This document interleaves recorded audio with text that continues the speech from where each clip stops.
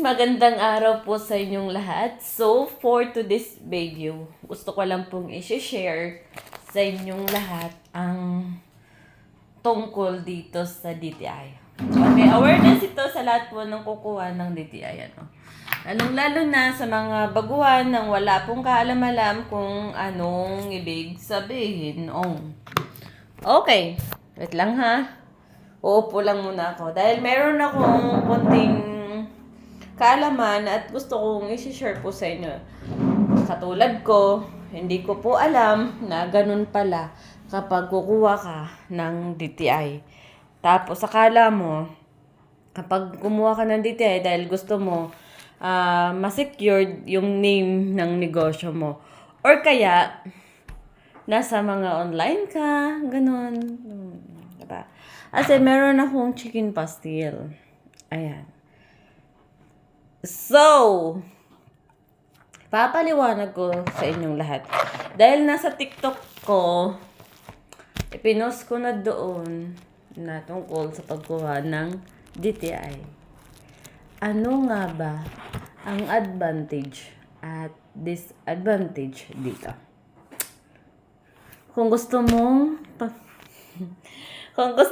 panoorin at pakinggan at malaman kung ano ang mangyayari sa'yo. Okay, so umpisahan na po natin. Kumuha ko ng DTI. Okay. Nasaan nga ba yung aking DTI na yun? Wait lang. Antayin mo ko. Okay. Kumuha ko ng DTI dahil may chicken pastil ako. Kasi nakakalabas na ng lugar dito sa Batangas ang aking chicken pastil. Bound to Davao. So, it meant to say, sabi sa akin, kapag nakakalabas ng ang yung product, kailangan mo nang kumuha ng permit. Okay. So, kumuha ko ng permit. Kumuha ko ng DTI kasi magsisimula ka sa DTI bago sa BIR, bago sa MIOS permit, or etc. Kung ano pang kukunin mo. Kasi, hindi ko naman po kasi alam na ganito pala ang mangyayari. Basta ako nakuha ko at secured na yung pangalan ng aking negosyo. Hindi ko pala alam na ganito pala ang mangyayari. Oh no. Kaya sa mga walang alam, makinig ka. Doon sa may mga alam, umiskip ka na lang. Hindi mo kailangan tong aking ibabalita sa'yo. Dahil hindi naman ako sigurado kung hanggang kailan itong aking chicken pastil in a jar. 'Di ba? Hindi ako kasigurado eh. So, dahil nakakuha na po ako ng DTI, tapos hindi ako sigurado kung hanggang kailan yan. Ang sabi pa ng iba, kapag kumuha ka ng DTI, dapat alam mo ang obligations mo. Sad to say, ganun ang nangyari sa akin. Ngayon, dahil hindi pa umabot ng 30 days, within 30 days kasi, kailangan ipa-registered mo sa BIR ang kinuha mong DTI. Within 30 days, kapag hindi mo na pa-registered ang DTI mo sa BIR, doon na magkakaroon ka na ng penalties. Gets mo? Gets mo? Ngayon, ang ginawa ko, dahil sabi ko nga, pupunta ako sa BIR.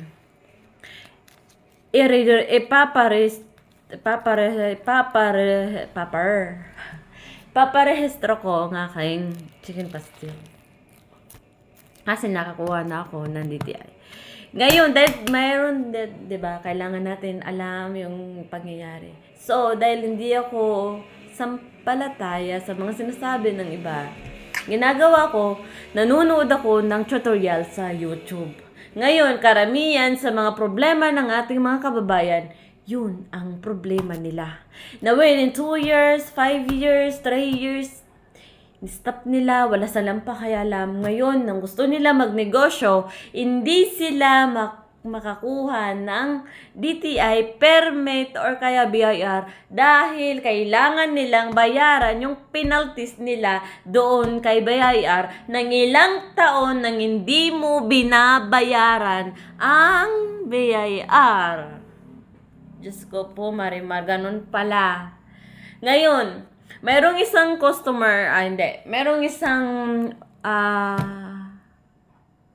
commenters doon sa YouTube na yun na ang sabi niya, paano daw siya magsisimula? Kailangan daw niya bayaran yung 200,000 dahil umabot na daw siya ng 5 years nang hindi siya nakapagbayad sa BIR. Dahil lang sabi niya na wala daw siyang pakialam kasi nga daw nakakuha lang daw siya ng ng DTI. Hindi siya nakapag-registered sa BIR. No, hindi siya nakapag-registered. Nung pagkuha niya ng DTI, dapat nakapag-register agad siya sa BIR. Ngayon, kung kumuha ka ng DTI, hindi ka nakapag-registered agad within 30 days sa BIR, doon magsisimula na ang penalties mo. Yun ang bibilangin nila. Ngayon, paano nga ba maiwasan to para hindi ka magkaroon ng mga penalties? Okay, mga palangga, ito ang ginawa ko. Okay, kwento ko sa inyo. Ang ginawa ko, dahil dapat kailangan natin marunong tayo sa buhay, di ba? Ang ginawa ko, unang-una, nag-download ako ng affidavit. Ito yung forma ng affidavit, Ito yung forma ng affidavit. Affidavit of cancellation with with no financial obligation. Ito ang dapat nyong kunin. Ito ang dapat nyong kunin. Affidavit of cancellation with no financial obligation. Yun ang kinuha ko. Tapos, nagpa-xerox ako ng 2 valid ID and 3 perma. Ngayon, ang ginawa ko, pumunta ako sa office ng DTI. Take note sa lahat po ng nanonood dito. Kapag nagkamali ka, akala mo okay na. At kapag kumuha ka ng DTI by online, tapos hindi na nag-proceed ang iyong negosyo, pumunta ka sa DTI, ipa-close mo, ipa-cancel mo. Anong kailangan? Ito, affidavit of cancellation with no financial obligation. Tapos, magpa-xerox ka ng 2 valid ID mo na 3 perma. Tapos, with notary sa abogado. Yun ang kailangan mo dalhin sa DTI, yung sa main DTI. Kasi nga, kung sa mga negosyo DTI lang yun, no, hindi ka nila bibigyan. Kung sa probinsya mo, ay kasi nga mayroon akong nakausap. Ganito may nakausap ako sa DTI. Yung yung babae yun, taga Batangas pa. Pumunta siya sa Lipa. Dito kasi ang main ng DTI sa Lipa. Kasi pag sa Batangas, sa branch lang nila, ang daming sasabihin sa'yo, ganito, ganun, ang dami, hirap ka. Pero kung diretso ka agad sa main, ang babait din ng mga shout out sa DTI office dito sa main. Sobrang babait nyo. Sobrang ang galing nyo talagang mag-assist agad, hindi nyo pinabayaan agad yung mga customers nyo. Grabe. Sobra. Ang bilis ko. Kaya ito yung binigay agad sa akin, no? Ito agad ang binigay sa akin. Yan, magkakaroon kayo ng ganito na cancellation certificate. Ayan, wala akong pinagbayaran. Meron pala akong pinagbayaran 30 pesos lang. Meron akong pinagbayaran nito. So, dapat ito, mga palangga, ang expiration nito 2023 pa. At 2030. 2030, so kailangan ko siyang i-close kasi dahil ayaw kong magkaroon ng obligation. Ako magkaroon ng obligation, kaya pina-close ko lang ang aking DTI. So, pinano ko doon, na-interview pa naman ako, ano daw dahilan, bakit ipapa-close ko to. So, ito lang ang dahilan ko, dahil ayaw ko nang may obligation. Yan lang. Ayaw ko nang, sabi ko, mag-abroad ako.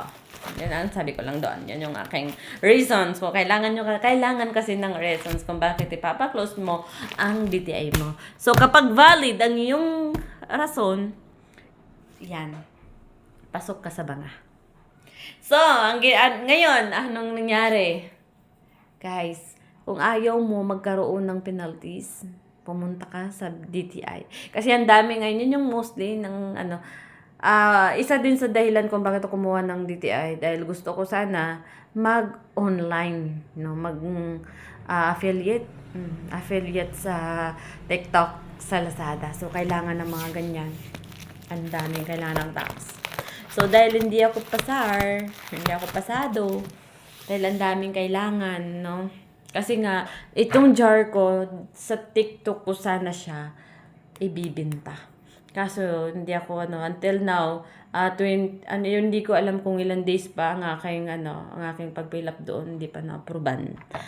So, mga palangga, yung masasabi ko sa inyo, kung ito yung obligasyon nyo, gusto nyo na magkaroon ng obligasyon, ito yung kaso nyo ngayon na hindi nyo nabayaran ilang taon, pumunta kayo sa DTI, sa main DTI niyo, para masikaso agad at malinis ang inyong pangalan.